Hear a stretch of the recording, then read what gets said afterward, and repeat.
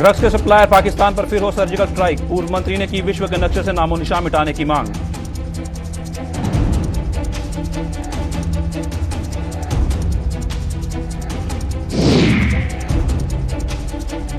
रिलायंस जियो smart store की मुखालफत पहुंची चरम पर। जम्मू के व्यापारी वर्ग ने बड़ा आंदोलन शुरू करने का किया ऐलान।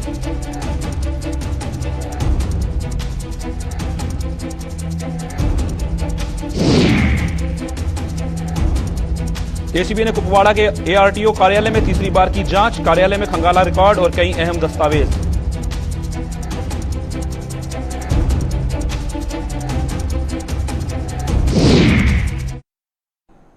नमस्कार, जम्मू कश्मीर की खास खबरों में आपका स्वागत है। मैं हूं साहिल केरनी। चलिए शुरुआत करते हैं बुलेटिन की। भारतीय जनता पार्टी ने जम्मू कश्मीर में ड्रग्स के बढ़ रहे प्रचलन के लिए सीधे तौर पर पाकिस्तान को जिम्मेदार ठहराते हुए केंद्र की नरेंद्र मोदी सरकार से उसे करारा सबक सिखाने की मांग की है। भाजपा का कहना है कि जम्मू कश्मीर में ड्रग्स के कारण ही अपराध भी दिन ब दिन बढ़ता जा रहा है, जिस पर सरकार को विचार करना चाहिए। भाजपा के वरिष्ठ नेता व पूर्व मंत्री सुखनंदन चौधरी ने एक प्रेस कॉन्फ्रेंस के दौरान कहा कि अब पाकिस्तान को दोबारा सबक सिखाने का समय आ चुका है। पाकिस्तान को पहले भी सर्जिकल स्ट्राइक के माध्यम से सबक सिखाया गया था और अब फिर से उस पर ऐसी ही स्ट्राइक की जानी चाहिए ताकि उसका नामो निशान मिटाया जा सके। इसके ऊपर पूरी सोचने की जरूरत है। हमारी एडमिनिस्ट्रेशन काम तो कर रही है, लेकिन इसमें तेजी लाने की जरूरत है। और इसका जो ड्रग है, इसका सप्लायर कौन है? सीधा सीधा स्पॉन्सर्ड बाय पाकिस्तान है, सीधा पाकिस्तान से आ रही है।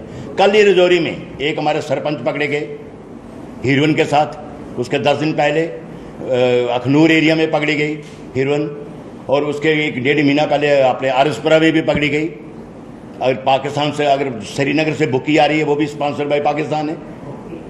और पंजाब से जैसे वो कैप्सूल वगैरह ड्रग, जो भी जितनी भी ड्रग है, जो भी, वो सारी सप्लाई पाकिस्तान से हो रही है। अब समय आ गया है पाकिस्तान को सबक सिखाने का।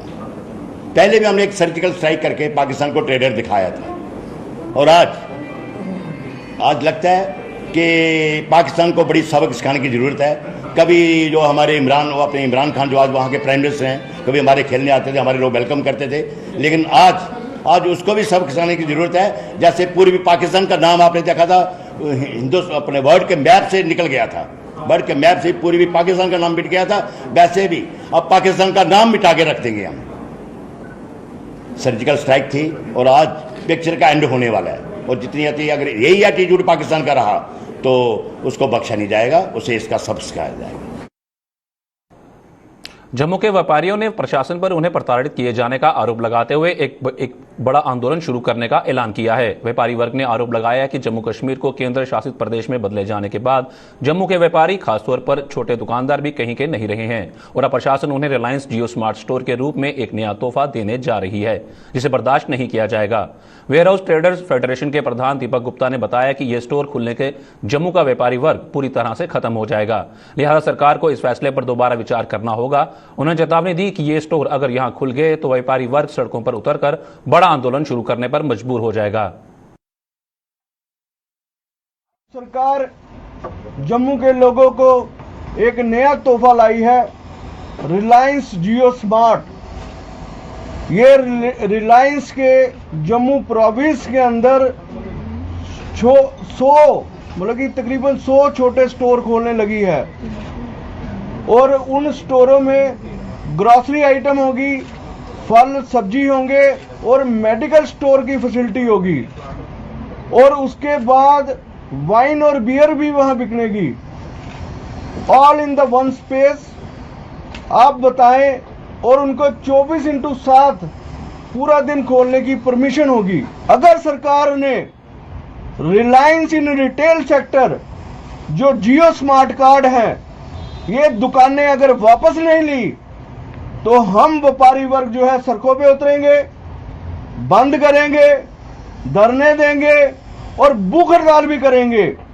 और खासकर हम जम्मू की जनता से कहना चाहते हैं, जम्मू के ट्रेडरों से अपील करना चाहते हैं, हम सारे इकट्ठे हो जाएं और सरकार का मुकाबला करें।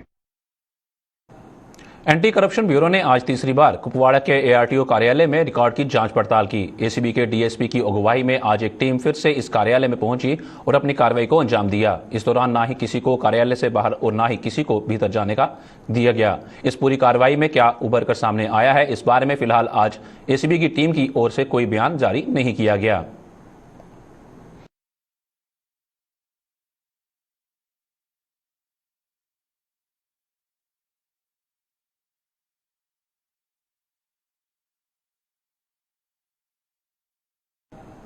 बच्चों को शिक्षित कर उन्हें एक अहम मुकाम पर पहुंचाने वाले टीचर तबके ने जम्मू कश्मीर प्रशासन के सामने कुछ मांगे रखते हुए इन्हें जल्द पूरा करने की मांग की है। अखिल भारतीय राष्ट्रीय शिक्षक महासंघ ने खासतौर पर सीमावर्ती इलाकों के स्कूलों में मॉडल स्कूल खोलने की मांग सरकार से की है। महासंघ के सदस्य पवन शर्मा ने आईबी के नजदीक स्थित स्कूल में सेवाएं दे रहे सरकारी टीचरों को भी एलएसी के पास बने स्कूलों में तैनात टीचरों के बराबर बॉर्डर भत्ता देने और डीपीसी को भी समय पर करने की जरूरत पर बल दिया है।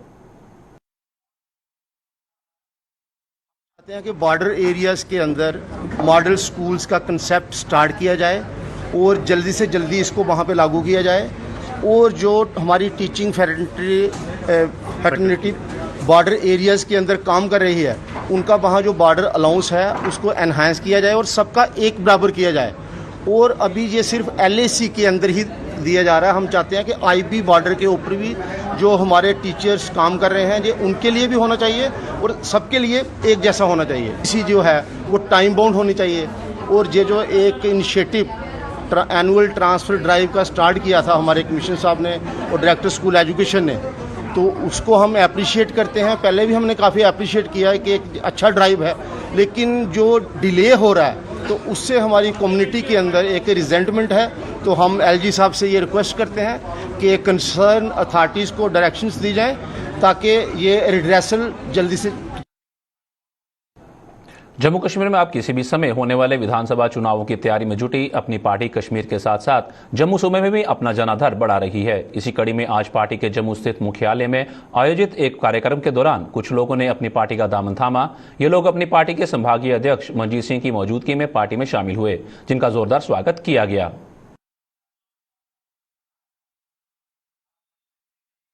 जब से जम्मू कश्मीर अपनी पार्टी बनी है, अल्ताफ बुखारी साहब ने सभी कार्यकर्ताओं को यही कहा है कि हमको सच की राजनीति करनी है, सच बोलना है, जो चीज़ अचीवेबल है, जो हम हासिल कर सकते हैं वही बात करनी है।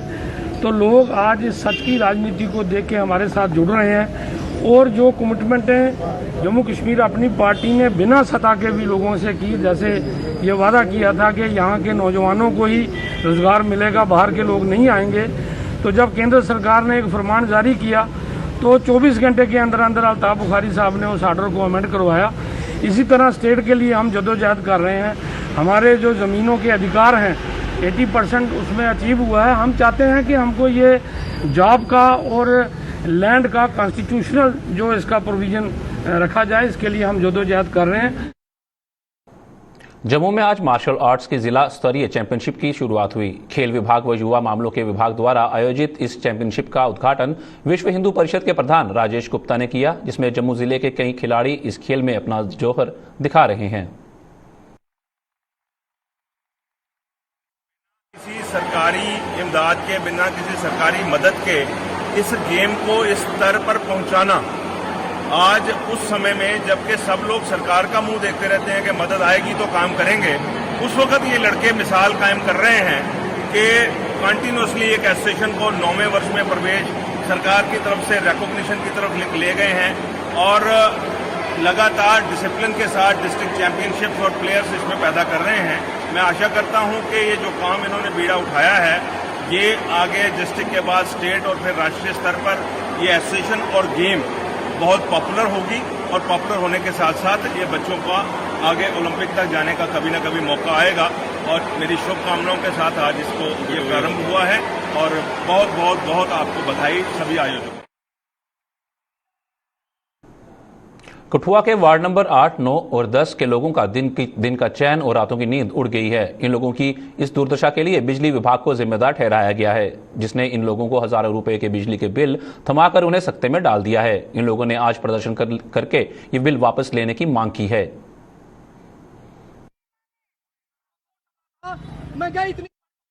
2 साल से तो कोरोना की मार जहाँ पे ये लोग झेल रहे हैं, ऊपर से महंगाई इतनी बढ़ चुकी है और बिजली के बिल मैं कहता हूँ 40-50 हजार के करीब लोगों को बिल थमा दिए हैं कि कहते हैं मोदी सरकार अब सो रही है। पहले इनको गुमराह करते थे कि हम आपके बिल जो माफ कर दिए जाएंगे, तभी इन्होंने से सत्ता में आए थे। आज इनको बिल क्यों नहीं माफ कर रहे हैं? ये लोगों के घर जाकर उनके कनेक्शन काटे जा रहे हैं। हमारी जितनी भी जनता है, अगर इनको कनेक्शन अगर लेने की जरूरत पड़ी काटने की, तो हम सड़कों पे उतरेंगे और जितनी भी जिम्मेवारी होगी हमारे जो डिप्टी कमिश्नर की होगी, वो हमारा कहने का बात यही है कि जो वहां पे हमारी बिड्डू हैं, ये कहां से देंगे? गरीब तबके के लोग हैं, ये खाने के इतने लाले पड़ चुके हैं आज की डेट में कि देखिए बहुत ही इनकी ऐसी दुर्दशा बन चुकी है। ऊपर से कह रहे हैं कि आप बिल दो, या कहां से देंगे बिल?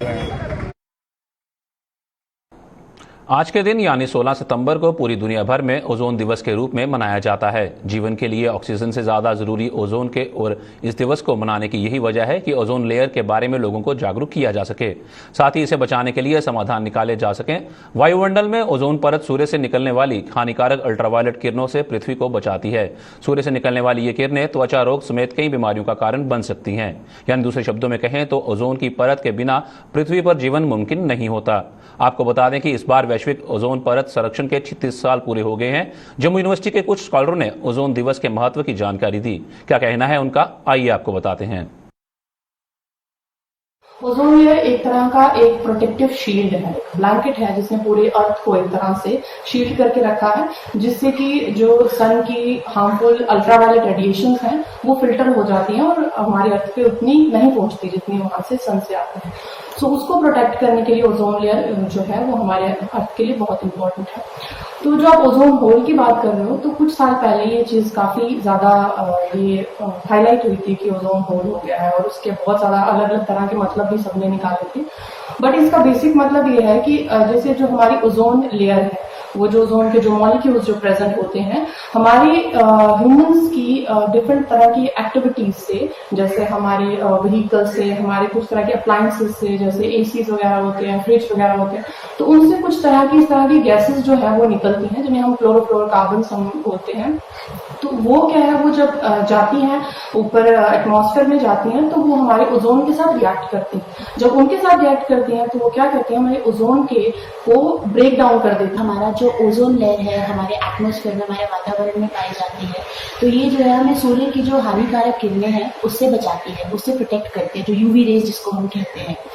सो 1978 में आपके कुछ ग्रुप ऑफ साइंटिस्ट थे जिन्होंने डिस्कवर किया कि आपके जो साउथ पोल है, अंटार्कटिका है, उस पर ये जो ओजोन की कॉन्सेंट्रेशन है ये कम होती जा रही है, जिसकी वजह से काफ़ी सारी दिक्कतें हमें देखने को मिली, जैसे कि इंसानों में स्किन कैंसर, कैटरैक्ट की प्रॉब्लम, कुछ पशु पक्षियों में भी कुछ इश्यूज जो है देखने को मिले।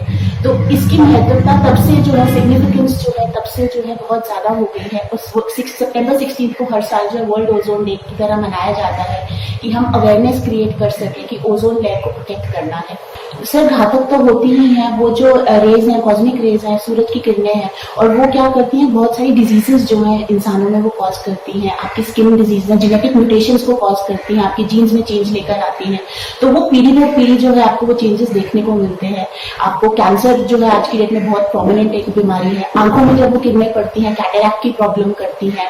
आपके फ्लावर्स जो है, प्लांट्स जो है, उनकी प्रोडक्टिविटी पे।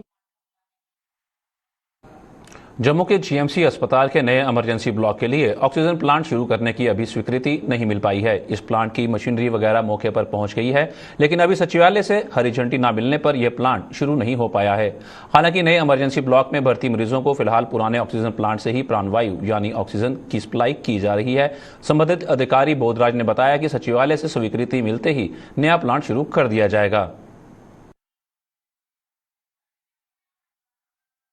इमरजेंसी का सवाल है तो मैं कहूँगा कि अभी हमने इमरजेंसी के तौर पर हमने वहाँ पे ऑक्सीजन भी सप्लाई कर लिया है, वैक्यूम भी हमने दे दिया है और एयर भी दे दिया है टेम्पररी। मीन्स इसका जो प्लांट था अभी तक उसका जो प्रिंसिपल मैडम ने सबमिट तो किया है सेक्टर में अप्रूवल के लिए, अभी वहाँ से आया नहीं है वो प्लांट। हमें जो 2 प्लांट पाथ वाले दे रहे हैं कोई डोनेशन में, और एक CSR अंडर के अंडर, और इसका एक जो है एसओकैम का हमारे पास ऑलरेडी रिसीव हम कर चुके हैं उसका। तो ये प्लांट का हम इंस्टॉल तभी कर पाएंगे जब हमारे पास इसमें अप्रूवल आ जाएगा। बाकी जो हमने टेम्पररी जो हमारे ऑक्सीजन MGPS सिस्टम जो हमने प्रोवाइड कर दिया है इनको, और ये फंक्शनल है। देखो हमारे पास प्लांट्स वो रेडी हैं, मशीनरी सिर्फ आधी ही प्रोक्योर करनी है हमने, कुछ है हमारे पास, जैसे AVR हमने रखे हैं हमारे पास हैं। मटेरियल जो लगने में 1 महीना तो लग ही जाता है उसमें इंस्टॉल करने में। सरकार की ओर से जम्मू शहर को स्मार्ट सिटी बनाए जाने का दावा किया जा रहा है, लेकिन अगर जम्मू के नरवाल में स्थित ट्रांसपोर्ट नगर की बात करें तो यहां पर स्मार्ट सिटी की पोल खुलती नजर आ रही है। ट्रांसपोर्ट नगर में सड़क की खस्ता हालत को लेकर वहां पहुंचने वाले वाहन के साथ स्थानीय निवासियों में काफी रोष है। इन लोगों ने सरकार के स्मार्ट सिटी पर सवाल उठाते हुए कहा कि यहां पर गंदगी और सड़क में पड़े गड्ढे बारिश में पानी से भर जाते हैं, जिसके चलते यहां पर चलना भी मुश्किल हो जाता है। फिर आप स्मार्ट सिटी की बात कैसे कर सकते हैं? साथ ही कहा कि यहां पर ट्रैफिक का कोई भी सिस्टम नहीं है, स्मार्ट सिटी सिर्फ फाइलों तक ही सीमित है। कई अधिकारी इस रास्ते से यहां से निकलते भी हैं, लेकिन रोड की हालत जस की तस बनी हुई है। देखो जी, सरकार तो बहुत सी बातें कर रही है कि जम्मू को स्मार्ट सिटी बनाना है, लेकिन हमारे ट्रांसपोर्ट यार्ड जो नरवाल में है उसकी हालत ऐसी है कि आदमी चल नहीं सकता। बरसात में बहुत बुरी हालत होती है, इतने खड्डे पड़े हैं, कोई सरकार इसकी तरफ ध्यान नहीं देती। नाली में गंदगी पड़ी है, वो पड़ी है, कोई सिस्टम ही नहीं है, ना ही सरकार इधर देखती है, जो भी है उधर अपना काम चलाती है। तो स्मार्ट सिटी की तो बात तो करते हैं, ट्रैफिक का कोई सिस्टम नहीं है यहाँ के लिए। दुकानों के आगे गंद का ढेर लगा हुआ है, ये बड़े सर के नालियाँ टूटी हुई हैं, देखने को लगता है कोई भी आदमी जो आया यहाँ आए तो वो अंदर नहीं आ सकता। अभी जो पीछे बरसात में इतने नालियाँ, लोगों के दुकानों के अंदर पानी चला गया है। तो इसलिए हम सरकार की तो बातें तो बहुत करती है, लेकिन इसकी तरफ ध्यान ही कोई नहीं देता है। सफाई किस तरह नालियाँ? सफाई कोई करता नहीं। सफाई इधर जो JMC वाले हैं वो कभी आते हैं, लोगों को रेडी हैं, इतने दिन लगाई है, एंजॉयमेंट की हुई है लोगों ने, कोई सफाई का ध्यान ही नहीं है। जगह जगह गंद का ढेर पड़ा हुआ है, आप देख सकते हो। आदमी का मच्छर मक्खी इतनी है, आदमी से रह नहीं सकता, जिनको इधर आदमी का बीमारी का पैदा हो सकती है। ऐसा गंद होगा तो स्मार्ट सिटी कौन कहेगा? ऐसे गंद पड़ा हुआ, अंदर आके देखो रोड की हालत देखो, इसे कहेंगे स्मार्ट सिटी है? ये बिल्कुल खड्ड जैसे पानी है, बारिश आएगी ना तो ऐसे चलेगा पानी जैसे खड्ड नाला चल रहा है। और क्या कह सकते हैं हम, तो गवर्नमेंट खुद ही देखेंगे आगे। मुझे अर्जी साहब से जब लगाएंगे वो तो करना चाहिए, देखना चाहिए। हम तो तुम्हारी तो यही अपील है कि आगे कोई ना कोई देखे इधर क्या कंडीशन है इसकी। यहाँ से नीचे जाना पड़ा, यहाँ से जाना हो या आगे वहाँ से नीचे जाना हो, नीचे जा ही नहीं सकता। 2 व्हीलर वाला तो बड़ी मुश्किल से निकलता है, गाड़ियाँ पता नहीं कैसे आती हैं, उनका तो पता ही कुछ नहीं। 2 व्हीलर वाला तो जा ही नहीं सकता। लगता है कब से देर से बना हुआ है, काफ़ी इंक्रोचमेंट हो गई है, सरकार ने ध्यान नहीं दिया। ये जब से बना वो ये रोड तो बनी नहीं, ये वाली खड्ड वाली, वो वाली भी और वो वाली नीचे वाली, ये तो बनी नहीं। जैसे आए थे बस निकलता जा रहा है, ऊपर मलबा फेंकते हैं, थोड़ा बहुत बराबर करते हैं, फिर वही हाल होता है, बारिश आती सब निकल जाता है। सर सबसे ज़्यादा चलने वाला ये ट्रांसपोर्ट नगर है, जहाँ गाड़ियों का सारा काम होता है, लेकिन यहाँ की हालात देखो आप, सड़कों की हालत देखो, कभी भी कुछ भी हो सकता है। कभी कोई गाड़ी इधर उल्टी हो रही है, कभी कुछ हो रही है, कभी पत्थर उड़ के आ रहे हैं, इससे जान माल को काफ़ी नुकसान होने की आशंका रहती है हमेशा कुछ न कुछ। और सरकार को चाहिए इस तरह कुछ ना कुछ ध्यान दें अपना। लगता है कोई काम हो पाया? अभी तक तो 8-9 साल हो गए मेरे को देखते हुए, लेकिन यहाँ पे कुछ बना नहीं है, ना कोई सड़क बनी ना कुछ बनी। सबसे ज़्यादा ट्रांसपोर्ट यहाँ पे है, बड़ी गाड़ियाँ, छोटी गाड़ियाँ, कभी आती है, कभी कोई इधर गिर रही है, कभी उधर गिर रही है, लेकिन सरकार ने इस तरफ कोई ध्यान नहीं दिया। क्या स्मार्ट सिटी बनाने जा रही है? ये स्मार्ट सिटी से पहले अपना आप इधर से सुधारो, जो मेन चलने वाला स्मार्ट सिटी क्या बनेगी? जब रोडों की हालत ही कुछ नहीं है तो स्मार्ट सिटी क्या रह जाएगी? ये क्या कहेंगे? यही कहना चाहेंगे जी, इस तरफ ध्यान दो। कब सबसे ज़्यादा चलता है ये अड्डा, लेकिन इस तरफ सरकार बिल्कुल भी ध्यान नहीं देती है। आते हैं थोड़ा सा कहीं पे सड़क बना के चले जाते हैं, लेकिन इस तरफ कोई नहीं है। ये पूरा इधर जब बारिश आती है इतनी बुरी हालात होती है, इधर से गुजरना बड़ा मुश्किल हो जाता है। ट्रांसपोर्ट नगर की कंडीशन देखो भाई, आप देख सकते हैं, कैमरा उधर घुमा के देखो भाई क्या कंडीशन है। हर जगह टूटी फूटी है, कोई तारकोल नहीं डाला हुआ, कोई नाली नहीं है। और बशर्ते के जो रेवेन्यू है सबसे ज्यादा यहाँ का है, हमारे ट्रांसपोर्ट नगर का रेवेन्यू है। GST जितना भी है, स्पेयर पार्ट की दुकानें हैं, हमारा ट्रांसपोर्ट लाइन है, सब रेवेन्यू हम यहाँ से देते हैं। तो जो नीचे RTO दफ्तर के तरफ की लाइन है, IG साहब डेली उधर से निकलते हैं, लेकिन वहाँ 20 दफा हम उनके पास गए, आरटीओ साहब के पास गए, भाई इसको ठीक कराओ, लेकिन उन्होंने कोई तवज्जो नहीं दी। जो मेयर साहब बोलते हैं जी हम इधर बर्फ गिरेगी, बर्फ क्या गिरेगी, इधर खड्डे गिर रहे हैं, बर्फ की जगह तो खड्डे गिरे हैं, जहां देखो खड्डे ही खड्डे हैं। तो मेयर साहब को मैं बोलना चाहता हूँ ट्रांसपोर्ट नगर का ध्यान दें, इतना रेवेन्यू आपको ट्रांसपोर्ट नगर दे रहा है, उसको 10% ही लगाए ना अगर, तो वो भी कम है, उससे भी ये काम हो जाएगा। कश्मीरी पंडित विस्थापितों के कुछ परिवारों ने उन्हें दी जाने वाली मासिक राहत बंद कर दिए जाने के विरोध में आज जम्मू में रिलीफ कमिश्नर कार्यालय के बाहर प्रदर्शन किया। कश्मीरी पंडितों का कहना है कि राहत बंद होने से कई परिवार दर बदर होकर रह गए हैं, जिससे उनका जीना मुहाल होकर रह गया है।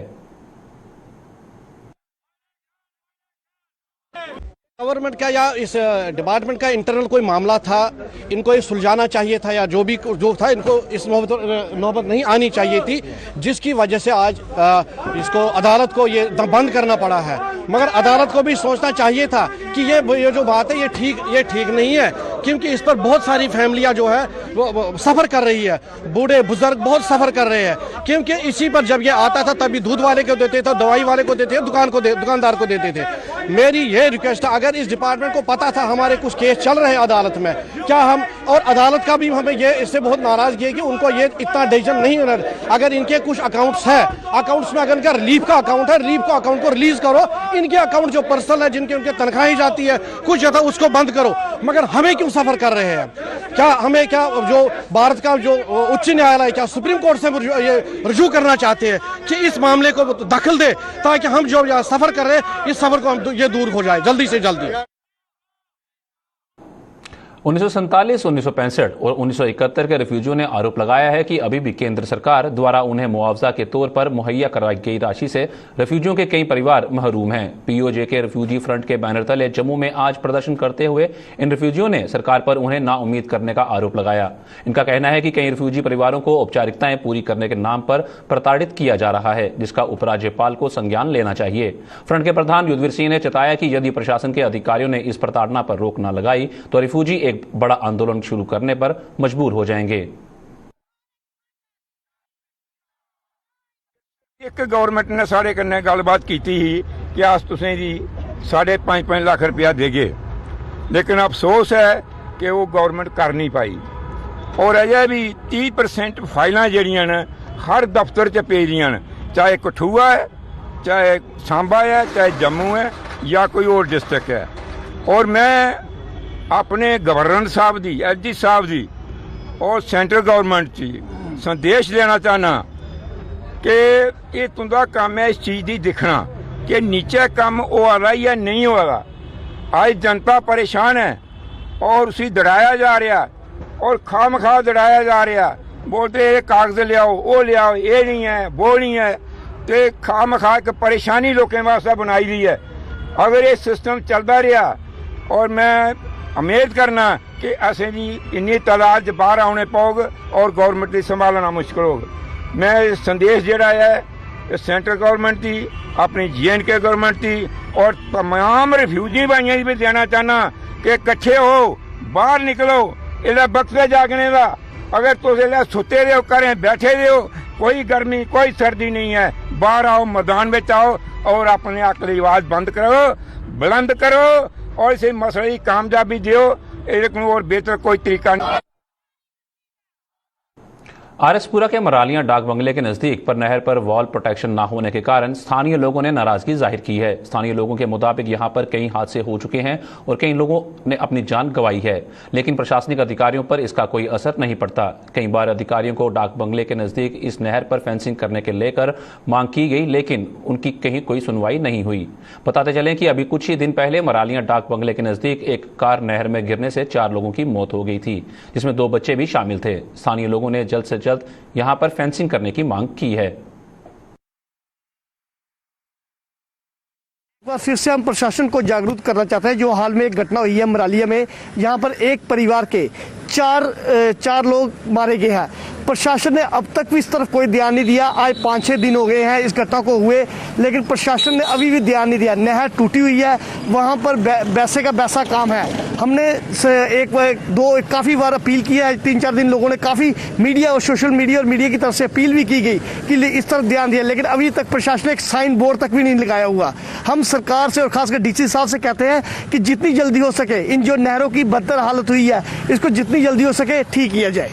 जिस जगह उपर मरालिया डाक बंगला ਜਿਹੜਾ ਇੱਕ ਸਿਆਸਤਾਂ ਨੇ ਸ਼ਹਿਰਗਾਹ ਬਣੀ ਦੀ ਹੈ, ਉਹ ਇੱਥੇ ਬੇਰੋਗਰਾਟ ਜਿਹੜੇ ਐਸ਼ ਕਰਨ ਵਾਸਤੇ ਆਉਂਦੇ ਨੇ। ਅੱਜ ਉੱਥੇ ਅੱਜ ਤੋਂ 5 ਦਿਨ ਪਹਿਲਾਂ 4 ਬੱਚੇ ਸਾਡੇ ਕਿਸਾਨੇ ਦੇ, 2 ਬਜ਼ੁਰਗ ਔਰ 2 ਬੱਚੇ ਜਿਹੜੇ ਪੂਰੇ ਹੋ ਚੁੱਕੇ ਨੇ। ਔਰ ਇਸ ਤੋਂ ਪਹਿਲਾਂ ਵੀ ਨੇਕ ਘਟਨਾ ਜਿਹੜੀਆਂ ਨੇ ਇਹਦੇ 7-8 ਆਦਮੀ ਜਿਹੜੇ ਮਰ ਚੁੱਕੇ ਨੇ। ਲੇਕਿਨ ਅੱਜ ਚਾਹੁੰਦੇ ਹਾਂ ਕਿ ਸਰਕਾਰ ਇਹਦਾ ਪ੍ਰੋਡਕਸ਼ਨ ਬਾਹਰ ਬਣਨ ਦੀ, ਲੇਕਿਨ ਉਹਦਾ ਬਾਵਜੂਦ ਵੀ आसे गवर्नर की एडवाइस ने लिखने बावजूद भी 1 महीना पहले इतने डीसी जम्मू दरसोपुर आए। असें मौके पर आख्या कि डीसी साहब की मौका चलिए दिखो, लेकिन डीसी साहब मौके पर नहीं आए। लेकिन बदकिस्मती है साढ़े 4 लाशां जो घर पुजियां किसाने बच्चे दियां, उसने डीसी भी आया, SDM भी आया और रेवन्यू डिपार्टमेंट भी आया और इरीगेशन भी आया, PWD भी आया। लेकिन आज चाहते हैं अगर साढ़े 40-50 आदमी किसानों के बच्चे मरे तो होंगे, शायद LGB इतना पुजे तो होंगे। आज चाहते हैं साड़ी लाशों पर सियासत करा करते हैं। इस तो करप्ट ब्यूरोक्रेट करप्ट सियासतदान जोड़ा साढ़े किसानों लाशों पर राज कर रहा है। आज चाहते हैं नहर की खस्ता हालत जिन्नी को जल्दी इसकी बनाया जाए, ताकि साढ़े आने वाले टाइम तक कि साढ़े किसानों के बच्चे जोड़े ने नौजवान छोटे इनके 1.5 साल का बच्चा ही मरिया और 6 महीने का बच्चा ही मरिया। आज चाहते हैं ऐसी नलायक सरकार के उपर 302 का पर्चा लगना चाहिए।